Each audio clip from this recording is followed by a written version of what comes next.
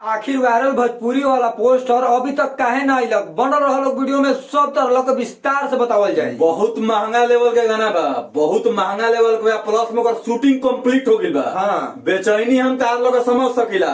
एगो poster out काहे नहीं खुदिए नु पोस्टर तार लोग बहुत जल्द देखे के मिली। बहुत टेंशन मत लसन यार, टेंशन मत लो लोग, हमनी के काहे ला बनी जा सब अपडेट तार लोग सॉरी बताई। तारा का माफी चाहते नहीं कह देनी कि 20 से 25 लाख के गाना बा, सोचो से ज्यादा महंगा बा। तारा का बताते सोच से भी ज्यादा महंगा बजट का गाना बा। अब पहले तारा के बता दी जो गाना है वाला बा वायरल भोजपुरी से, ई गाना के लिखले बने रोशन सिंह विश्वास। युवे रोशन सिंह विश्वास है जिनकर कलम चलेला तो कहीं ना कहीं 500 मिलियन 800 मिलियन पे जाकर रुकेला। गाना बहुत जल्द आए वाला बा, पोस्टर तार लोग के देखे के मिली, काहे घबराता एगो आउ बात तारा के बता तनी निशाना साध रहल बनी। जसही कोनो अपडेट आई हो सकले 1-1.5 घंटा बाद कोनो अपडेट आ जाए। हाँ। तो तार लोग वीडियो के माध्यम से बतावल जरूरी के जरूर। बाकी वीडियो के ज्यादा से ज्यादा शेयर करो, वीडियो के ज्यादा से ज्यादा शेयर करो। अगर फेसबुक पेज पर देखो तो फॉलो करो।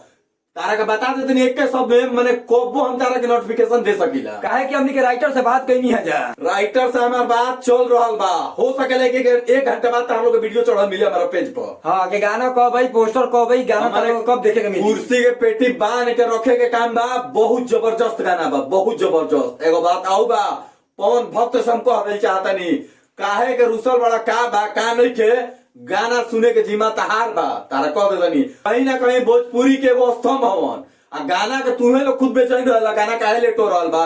तो तार लोग के खुशी खातिर एक से एक प्रोजेक्ट ब्यास कंप्लीट करके धो देले बड़न। घबरा लोग मत यार, बहुत जल्द पोस्टर आवता। हमने के इंटरव्यू ले होता इंजा राइटर जी से जिनकर गाना आए वाला बा वायरल भोजपुरी से। बहुत जल्द देखबा कि रोशन सिंह विश्वास भैया से हमनी के इंटरव्यू लियाई। माने गाना के मैटर पर कुछ पूछल गाना जाई। कब आवता? आ तारा लोग के नया अपडेट देवल जाई। कंजूसी मत कर लो, पेज के शेयर करे के कोशिश करो, ठीक है। अगर यूट्यूब पे देखा तर तो सब्सक्राइब करो, अगर फेसबुक पेज पे देखा तर तो फॉलो कर कम यार। से कम एगो कमेंट छोड़बा कि वीडियो हमारी कहाँ से देखल जा रहल बा।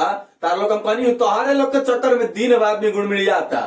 मैंने 4 दिन में घूम रहल बा के कसहु निशाना साधल जाए। हमने के सोचा तनी जाके भाई पोस्टरवा जल्द से जल्द बहुत आए। खतरनाक, बहुत डेंजर किस्म के गाना आ रहल बा। एक बार जान लियो, जितना सोचले रहो सोच से अनुमान से बाहर बा उ गाना। तारा के बता देतनी। चलो मिलते नेक्स्ट वीडियो में, पर कमेंट सेक्शन में जरूर दिया लोग।